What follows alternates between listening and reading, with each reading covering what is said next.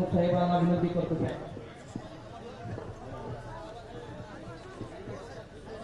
दादा बसा.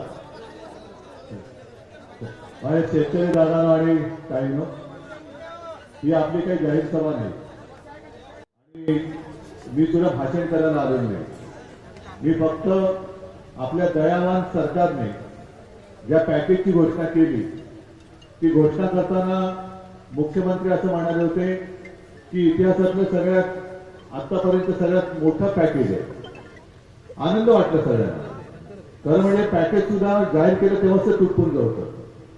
कारण पॅकेज जाहीर करताना प्रत्यक्ष पाहणी कोणी केली होती की नव्हती याची मला काय माहिती नाही. आज मी तुमच्या समोर आहे. काल परवापासून 3 दिवसासाठी इतक्या दिवसानंतर केंद्राचं पथक फिरतंय. तुमच्या गावात आलं होतं नाही. मला जाणून घ्यायचंय पॅकेज मधल्या सुद्धा काही गोष्टी मिळाल्या सुद्धा मिळाल्या सांगा. केंद्राचं पथक तुमच्या गावात आलं असेल तर आलं होतं म्हणून सांगा. आणि नाहीतर गावामध्ये बोर्ड लावा, केंद्राचं पथक दाखवा आणि 100 रुपये मिळवा. मी काय थट्टा चाललेली नुसती. मी काल जेव्हा मुंबईतून निघालो तेव्हा वृत्तपत्रामध्ये पाहिलं मी केंद्रीय पथक आलं आणि रात्रीचे टॉर्च मारून पाहणी करते. काय बघताय तुम्ही? कालपासून फिरताना आज सुद्धा शेतामध्ये नुसता चिखल्यानंतर पाणी आहे. संपूर्ण पीक तर तेव्हाच चढलं होतं. आता ओमदाराने सगळी कथा तुमच्या समोर वाचली. हे कथा नाही, या तुमच्या व्यथा आहेत. सोयाबीन तुम्ही ज्या जो भाव मिळेल कारण परवडणार कसं, आयुष्य जगायचं कसं. जो भाव मिळेल त्या भाव तुम्ही विकून टाकला. सगळीकडे हीच भाव रड आहे. आणि हे जे सरकार आहे, मी मागाशी 2-3 मुद्दामून व्हिडिओ ऐकवले, आता सुद्धा तुम्हाला ऐकवतो. कारण लोकांना असं वाटतं, सरकारला असं वाटतं की जनतेची स्मरणशक्ती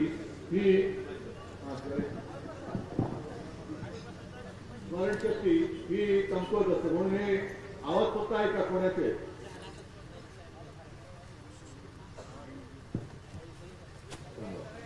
शेतकऱ्याच्या पाठीशी उभं राहणारं सरकार आहे आणि म्हणून आपण निर्णय केलाय. आता आमचा हरिभाऊ निवडून आला, पुन्हा सरकार आलं की आमच्या शेतकऱ्यांना पूर्ण कर्जमाफी आपण देणार आहोत. शेतकऱ्यांचा 7-12 करूया कोरा कोरा कोरा 7-12 शेतकऱ्यांचा करण्याचा निर्णय आपल्या सरकारने घेतलेला आहे. खऱ्या अर्थानं शेतकऱ्यांच्या आता आणखीन एक दाखवतो.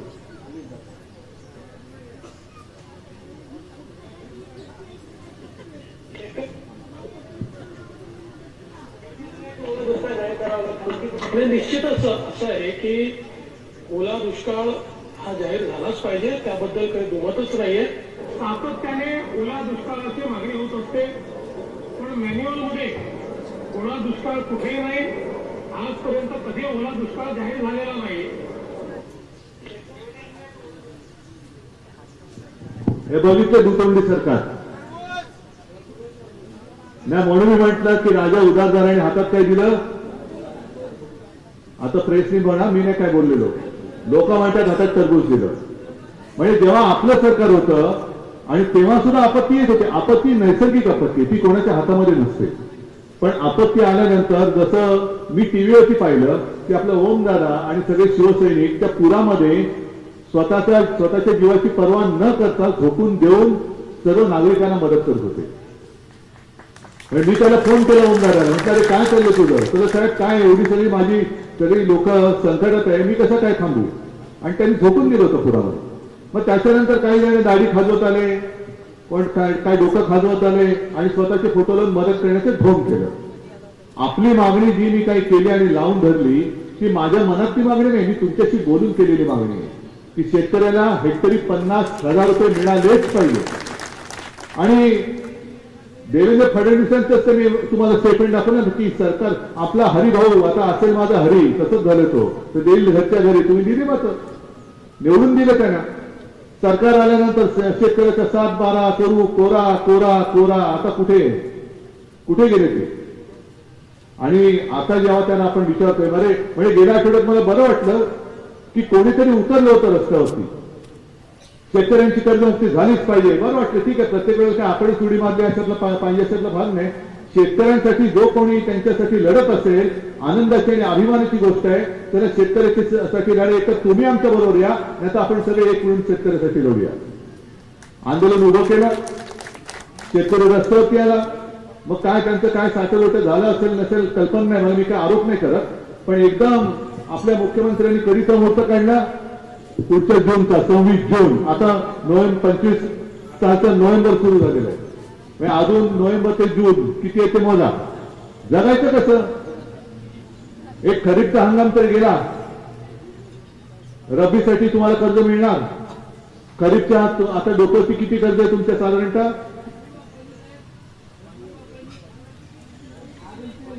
नाही, रब्बीचं सोळा, खरीपाचं अधिक कर्ज, त्याच्यानंतर रब्बीचं कर्ज, आधी त्याच्यामध्ये जमीन वाहून गेले.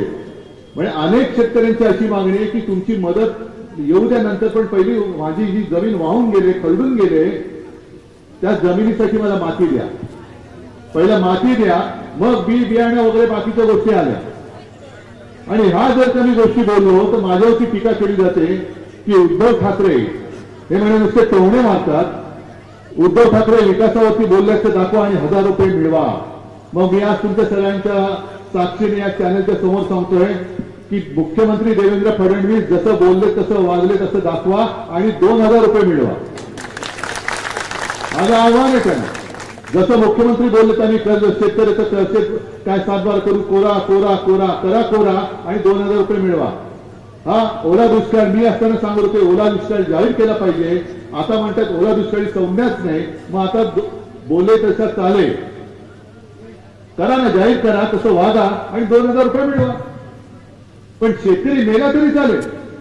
मगाच्या भाषणात सुद्धा मी तेच बोला. आता जो ओमदादांनी जो एक मुद्दा मांडला फार महत्वाचा आहे. विकासाचं बोला म्हणजे काय की यांच्या कॉन्ट्रॅक्टरचे खिसे भरा.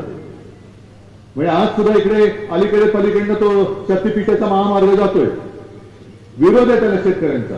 कारण अनेक सुपीक जमीन शेतकऱ्यांच्या सुपीक जमिनीवरनं तो जातो. म्हणजे शेतकरी मेला तरी चालेल, पण माझ्या मित्राचा खिसा भरला पाहिजे. आणि मग त्याच्यासाठी जे काय माल मसाला लागतो, अदानीच्या सिमेंटच्या पोत्याचं दाम, त्याला हमीभाव देता का तुम्ही? तो जो म्हणेल तो भाव. आणि माझा शेतकरी जो काबाड कष्ट करतो स्वतःच्या जीवाची पर्वा न करता, आता ही ताई जी बोलल्या, दोन्ही ताई ज्या बोलल्या, ते फार महत्वाचं आहे. या मुलींचं आयुष्य काय, तुम्ही काय बघताय त्यांच्यामध्ये? कसं जगणार त्या? कसं शिक्षण पूर्ण करणार? ठीक आहे, एका ताईच्या शिक्षणाची आम्ही जबाबदारी घेतली, बाकीच्यांचं काय? कोण जबाबदारी घेणार? ज्याप्रमाणे तुमच्या लक्षात असेल की मोदींनी किती 2015-16 साली नोटबंदी केली होती, बरोबर ना? त्यावेळेस सुद्धा तुम्ही सगळ्या काही लोकांनी तुम्ही ज्या काही तुमच्या ठेवणीतले पैसे असतात तुम्हाला रांगेत उभे करून भरायला लावले होते, लागले होते ना? तुम्ही घरासाठी काही पैसे काढून ठेवता की ऐन वेळेला जर का लागले तर हे पैसे असू दे, नाही नोटबंदी, कोणी नोटा ठेवायच्या नाहीत. मग आता मी तुम्हाला सगळ्यांना सांगतोय की जसं मोदी सरकारने नोटबंदी केली होती तशी तुम्ही भाजप सरकारची मतबंदी करणार आहात की नाही? आम्ही आता मतबंदी करणार. आता नुसतं तुम्ही रडून किंवा आता काही दुसरं काही तुम्ही बोललात ना, आत्महत्या करण्याशिवाय कशाला आत्महत्या करायची? ज्याने तुम्हाला फसवलंय तो तुमच्या उरावरती नाचतोय, सगळीकडे बिनदिक्तपणाने फिरतोय. आता नगरपालिका महापालिका वगैरेच्या निवडणुकीमध्ये आणखीन काहीतरी तुम्हाला भूलथापा देणार आणि परत तुम्ही त्याला मतदान करणार. म्हणजे कर्जमुक्ती कधी करणार? आम्ही करणार आहोत जूनमध्ये.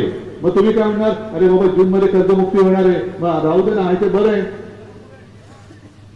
जेव्हा हे त्यांनी जे भाषण केलं की आमचं सरकार आलं म्हणजे भाजप सरकार आल्यानंतर आम्ही कर्जमुक्ती करू, तेव्हा तुम्हाला अशी काही पसंती दिली होती का तुम्ही या तारखेला नाही तर तुमच्या सोयीप्रमाणे मतदान करा? नाही, एक तारीख ठरवली, या तारखेला मतदान करा, त्याच्यानंतर आम्ही कर्जमुक्ती करतो. तुम्ही केलं मतदान, पण मतदान केल्यानंतर आता जेव्हा विचारतायत तेव्हा आता ते पंचा काढून बसते, योग्य वेळेला आम्ही तुमचं कर्ज माफ करू. ती योग्य वेळ येणार कधी?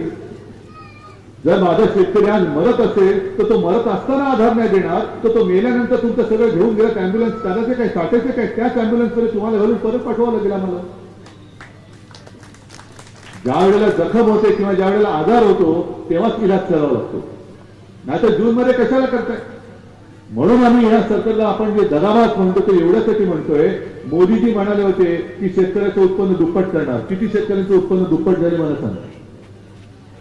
आणि त्यावेळेला एका चॅनलने दाखवलं होतं. म्हणजे आज मी जसं तुमच्याशी प्रत्यक्ष येऊन बोलतोय तसं पंतप्रधानांनी एक कार्यक्रम आज सुद्धा करत असतील. मी काय बघत नाही त्यांचा कार्यक्रम. मन की बात सुद्धा अजूनही चालू असेल किंवा नसेल कल्पना नाही. पण एक कार्यक्रम केला गेला होता आणि त्याच्यात एक आदिवासी महिला टीव्हीवरती दाखवली. असं सगळ्या महिलांना बोलवलं आणि एका आदिवासी महिलेने सांगितलं, मोदीजींनी विचारलं की अरे बहिणा सगळे माता बैठी या बहिणी बैठी आहे, किती लोकांचं उत्पन्न दुप्पट झालंय. एका महिलेने हात वर केला. मग त्याच्यासमोर टीव्ही कॅमेरा नेला, माईक नेला आणि विचारलं त्यांना. तर तिने सांगितलं माझी डाळिंबाची बाग आहे, अमुक साली माझं एवढं उत्पन्न होतं, अमुक आता तुम्ही आल्यानंतर माझं उत्पन्न दुप्पट झालंय. सगळ्यांनी टाळ्या वाजवल्या.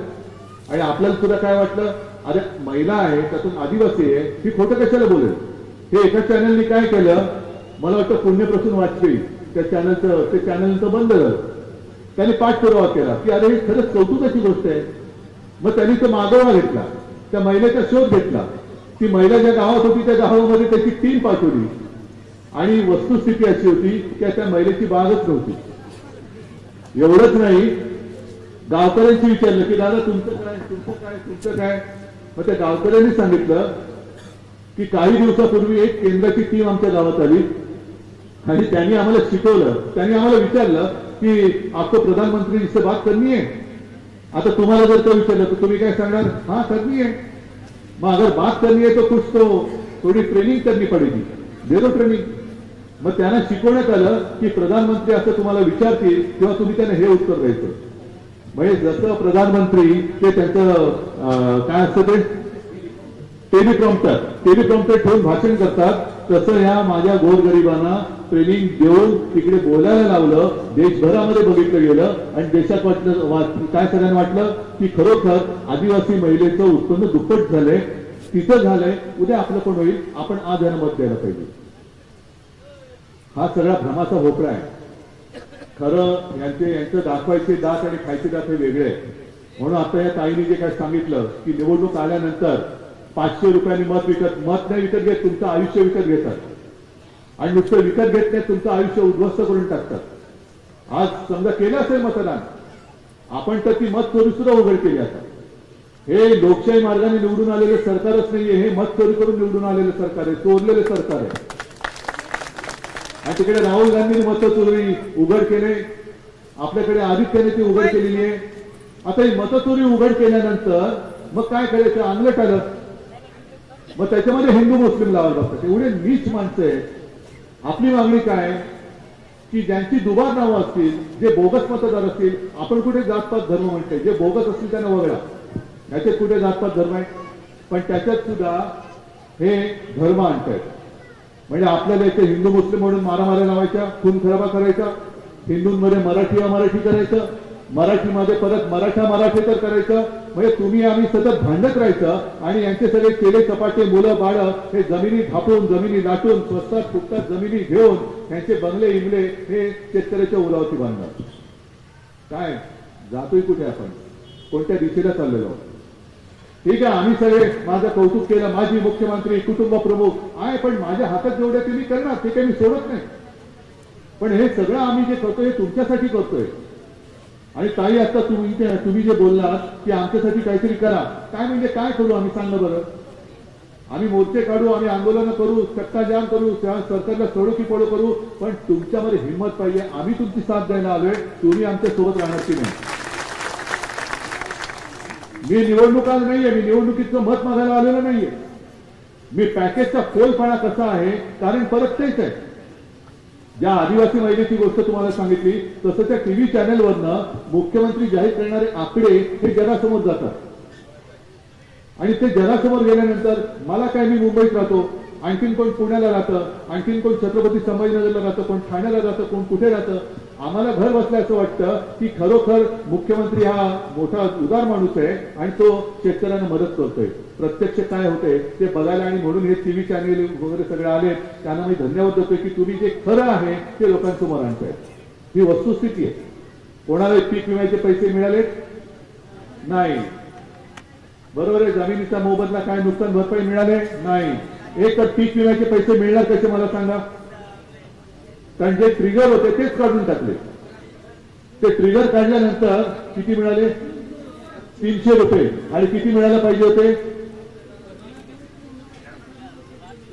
मग आता दुसरं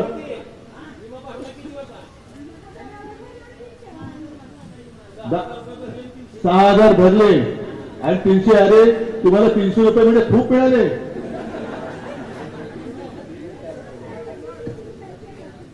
अरे ताई तरी 300 रुपये खूप मिळाले. हे बघा, हे मी आणलेले याला 6 रुपये मिळाले. तर 300 रुपये म्हणजे तुम्ही श्रीमंत झाले. हा, तुम्ही लाडका भाऊ दिसताय सरकारचे. ही काय थट्टा चालली का रे. हा, चेष्टा चालले. तुम्ही निवडणुका आल्यानंतर आता मी तुमच्यासोबत फिरतोय. काल परवाकडे मुख्यमंत्री आले, पण जो मुख्यमंत्री स्वतःचं राज्यातला शेतकरी संकटात असताना, घरातला शेतकरी संकटात असताना दुनियादारी करतो. बिहारमध्ये जातो प्रचाराला, बिहारमध्ये प्रचाराला जातात, पण शेतकऱ्याला दिलेलं पॅकेज मिळते की नाही बघायला का नाही बांधावर. म्हणून मी जे मागाशी म्हटलं, कारण मी आता जे काय फिरतोय प्रतिक्रिया एकच, या निमित्ताने का होईना उद्धव ठाकरे घराबाहेर पडले. अरे पण माझं घर जर का आक्रोश करतं, माझा शेतकरी झाला इकडे संकटात सापडलाय, मग मी मुख्यमंत्र्यासारखी दुनियादारी करू. अरे घर बघणं पहिलं, घर सांभाळ पहिलं. एक तरी मंत्री तुमच्याकडे आले. हे काम खरं मंत्र्यांचं आहे, हे काम खरं मुख्यमंत्र्यांचं आहे, कृषी मंत्र्यांचं आहे, अर्थमंत्र्यांचं आहे. पण हे सगळे निरर्थक मंत्री आहेत, हे कोणी तुमच्या काही कामाचे नाहीये. आम्ही सगळे लबाड आहेत, सगळे दगाबाज आहेत. जे काय आहे हे सगळं लोकांसमोर मी मांडण्यासाठी आलेलो आहे. तुम्हाला जर काही मिळालं असेल आणि तुम्ही जर का खरंच खुश आणि आनंदी असाल तर तुम्ही सांगा, तुमची आम्हाला काही गरज नाही, आम्ही खुश आहोत, लढायची आवश्यकता नाही, मी जातो घरी परत. पण बहिणीला सुद्धा तेच सांगतो, लाडकी बहीण करून आणि निवडणुकीच्या तोंडावरती 1500 रुपये टाकले तुमच्या अकाउंटमध्ये. बघितले काय, चेक केलं कोणी नाही. 1500 रुपये का मतं पाहिजे होती. बिहारमध्ये पंतप्रधान जातात. या गेल्या 2-3 महिन्यामध्ये 2 वेळा मला पंतप्रधान महाराष्ट्रामध्ये येऊन गेले. मेट्रोची उद्घाटन केली, चहाच्या टपरीचं उद्घाटन केलं, पानाच्या दुकानाचं उद्घाटन केलं. हा, असंच केलं. कुठे सलूनचं उद्घाटन केलं. पंतप्रधान येतात स्वतः. पण शेतकऱ्याबद्दल कधी एक अवाक्षराने विचारणा केली. मुख्यमंत्र्यांनी बोलून विचारलं की कैसा है तो आपकी महाराष्ट्र में क्या स्थिति है, जो किसान है उनकी स्थिति कैसी है, कुछ जरूरत है. पण बिहारमध्ये निवडणुका म्हटल्यानंतर तिथे कोणी न मागता, कोणती समिती न नेमता, कोणताही अभ्यास न करता तिथे जवळपास 75 लाख महिलांच्या खात्यामध्ये 10,000 रुपये टाकले पंतप्रधानांनी. 10,000 रुपये. मग तुम्ही मला पंतप्रधानांना विचारायचंय, विषय इथला असला नसला तरी देशाचा आहे, की मोदीजी तुम्ही बिहारचे पंतप्रधान आहात का हिंदुस्थानचे पंतप्रधान आहात. आणि हिंदुस्थानचे पंतप्रधान असाल तर मग काश्मीर ते कन्याकुमारी प्रत्येक माझ्या माता भगिनीच्या खात्यामध्ये तुमच्या पंतप्रधान जे पीएम केअर फंडातले जे पैसे साठवले त्यातले 10,000 रुपये प्रत्येक महिन्याच्या खात्यामध्ये टाका. पण दुसरा एक माझा प्रश्न आहे, जसं कर्ज माफ करू बोलले होते तसंच लाडक्या बहिणीला ते बोलले होते की आम्ही 1500 नाही आम्ही 2100 रुपये घेऊ. आता माझ्या बहिणीला मला 2100 रुपये पाहिजे. 2100 रुपये हे दर महिन्याला मिळालेच पाहिजे. बहिणीनं तुम्ही आता त्यांना जाब विचारा. आणि हे काय तुम्हाला भीक नाही देत आहेत, मतांसाठी देत आहेत. आज 1500 रुपये घेऊन तुमच्या घराघरामध्ये भांडणं लावतायत. ज्या ओमदारांनी सांगितलं की कुटुंबातल्या 2 महिलांना आता फक्त त्या पात्र ठरतील आणि त्या पात्र कोणत्या ठरवायच्या ही जबाबदारी कुटुंब प्रमुखावर, म्हणजे आग कोणात लावणार कुटुंब प्रमुख आणि कुटुंबामध्ये, हे आपल्या नावाने राहिले. हे सगळं तोडा फोडा आणि राज्य करा असं हे पूर्ण सत्यानाश करणारं सरकार आहे. आम्ही तर काय सोडणार नाही त्यांना. ते जोपर्यंत कर्जमाफी करत नाहीत, ते जोपर्यंत 50,000 रुपये हेक्टरी देत नाहीत, दुभती जनावरं वाहून गेलेत, कोंबड्या गेलेत, रस्ते गेलेत, जमीन गेलेत, सगळंच गेलेलं आहे, हे जोपर्यंत देत नाही तोपर्यंत आम्ही तुमच्या सोबत आहोत, राहणार आणि यापुढे सुद्धा राहणार. पण मी तुम्हाला जे सांगितले ते तुम्हाला जर करणार असाल तर सरकारला आपण वचने राहू. नाहीतर या सभा असं बैठका होतील, सभा होतील, मोर्चे होतील, आम्ही विधिमंडळ सुद्धा दणाणून सोडू. पण आता ज्या काही निवडणुका येतील, कोणतेही येऊ दे, तुम्हाला गावामध्ये एक निर्णय घ्यावा लागेल. एक तर तुम्हाला शेतकरी म्हणून एकवटावं लागेल. तेव्हा सगळे पक्ष, जात पात, धर्म बाजूला ठेवा आणि शेतकरी म्हणून एकत्र या. आणि गावागावातून निर्णय घ्या. जसं ते तुम्हाला म्हणाले होते की निवडणुकीनंतर कर्ज माफी देऊ, आता म्हणतात योग्य वेळी करू. त्यांना सांगा जोपर्यंत कर्जमाफी नाही तोपर्यंत महायुतीला मत नाही. मत मागायला आला ठीक आहे, आम्ही तुम्हाला योग्य वेळेला मत देऊ. तुम्ही ज्या तारखेला सांगता त्या तारखेला देणार नाही. पहिला आमची कर्जमुक्ती करा, पीक विम्याचे पैसे द्या, हेक्टरी 50,000 रुपये द्या, वाहून गेलेल्या जमिनीसाठी माती द्या, दूध दुभती जनावरं द्या, सगळे जे काय आहे पहिला आमच्या जे पीक हाताशी लागले त्याला हमीभाव द्या आणि मग आम्ही तुम्हाला मत देऊ. पण जोपर्यंत तुम्ही हे करत नाही तोपर्यंत आमच्या गावात मत मागण्यासाठी पाऊल ठेवायचं नाही. तर तुमची कर्जमाफी होईल, नाही होणार नाही. आहे एवढी हिंमत तुमच्यात आहे का?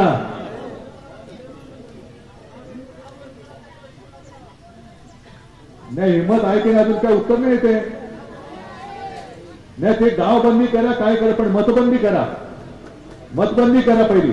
आणि हिंमत असेल तर जरा हात वर करून सांगा की आमची तयारी आहे.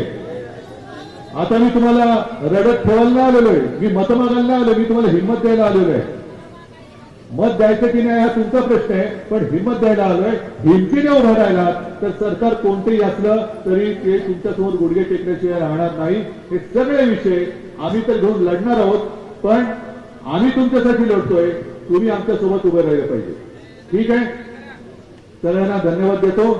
जय हिंद, जय महाराष्ट्र.